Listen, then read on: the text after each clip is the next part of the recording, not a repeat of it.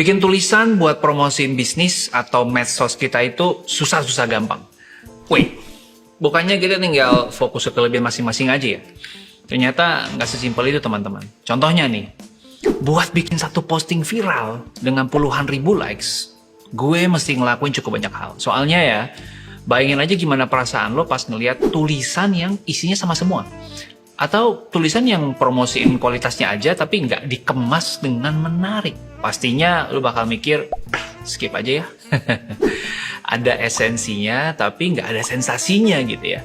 Nah, tenang, lo nggak perlu kesusahan nyari cara bikin iklan atau copy yang menarik. Soalnya selama beberapa menit ke depan kita bakal ngulik proses nulis gua yang bisa lo terapin di konten plus real story-nya buat nge-guide lebih banyak lagi audience dan hopefully makin ngebantu penjualan lo juga.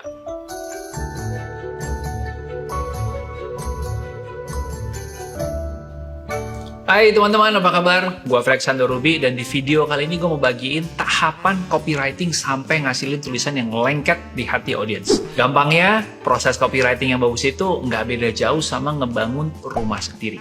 Kita bangun fondasi, kita bikin kerangka, lalu ke desain atau kita hias interior. Biar kita nggak ngeblank, kita perlu ngeriset topik yang pengen dibahas dulu. Ini jadi fondasi yang nentuin seberapa kuat rumah kita sampai beberapa tahun ke depan. Makin berkualitas, makin lengkap, makin akurat, makin kokoh fondasinya. Kalau udah oke, kita bisa ngebentuk dan ngedesain rumahnya. Bikin struktur pembahasan di setiap bagian tulisan kita.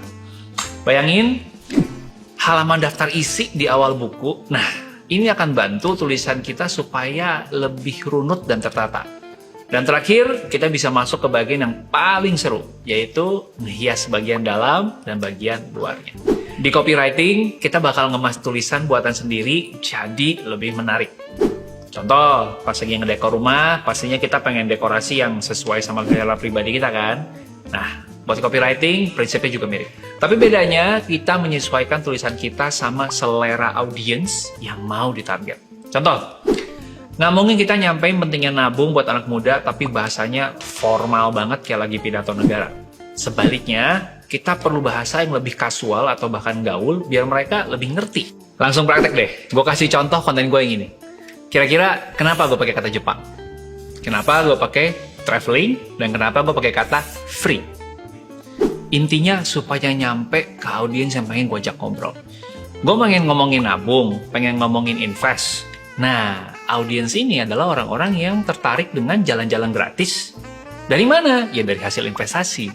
Ya, kenapa pilih Jepang? Karena Jepang lagi jadi hot destination untuk traveling. Nah, sekarang coba gue ganti audiensnya. Kalau gue pengen bikin copywriting buat orang tua yang punya anak satu, tujuannya sama, ngomongin investasi dan nabung juga. Judul yang tadi gue ganti jadi gimana?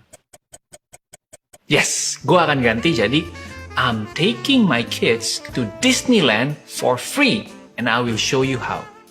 Anggap nggak bedanya? Kita cuma ganti beberapa kata, tapi jadi lebih nyambung ke audiens kita. Karena Disneyland yang pergi ke sana, ya rata-rata orang tua yang bawa anaknya.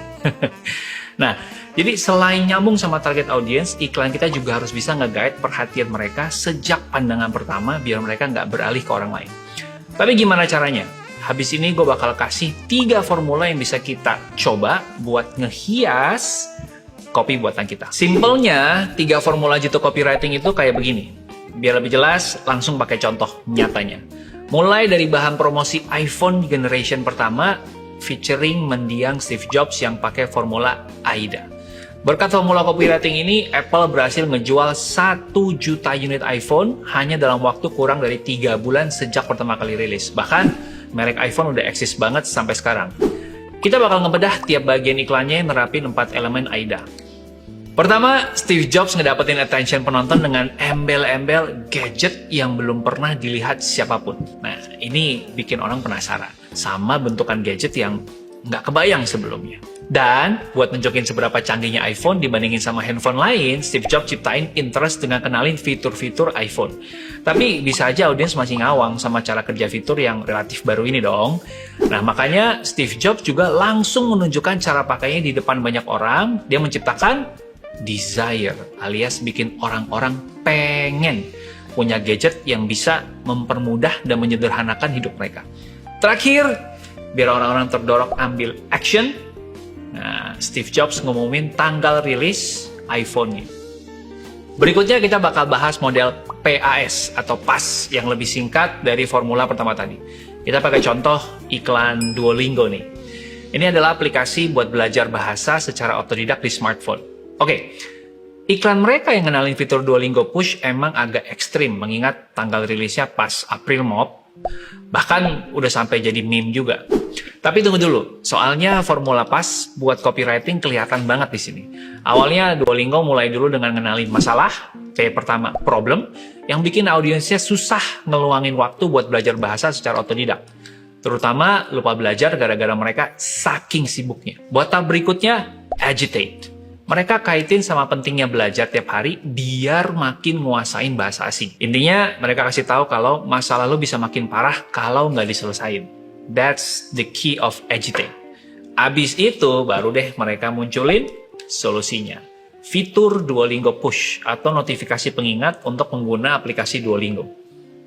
Nah, terakhir ada formula IDCA yang nggak beda jauh sama IDE di awal, tapi dengan satu buku ekstra. Apa itu? Biar bisa ngeliat bedanya, kita bakal ngulik contoh iklan dari Grammarly. Ini adalah software otomatis buat mengkoreksi ejaan, tata bahasa, tulisan berbahasa Inggris.